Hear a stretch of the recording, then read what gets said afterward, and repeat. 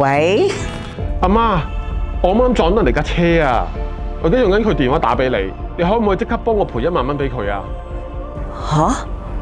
阿仔一早就揸車返工，唔通真係出咗意外？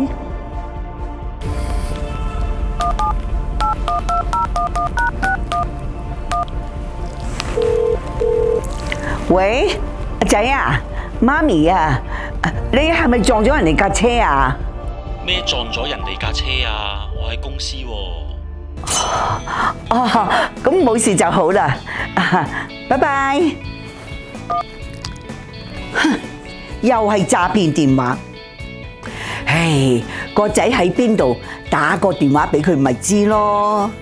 各位老友記，收到任何自稱係你嘅親友提出借錢啦，或者要求匯款啦，一定要提高警覺，保持鎮定，停一停，諗一諗，用自己嘅電話打返俾親人問清楚先。懷疑受騙即打防騙易熱線18222查詢，記住裝埋防騙視伏 App， 查清楚啊！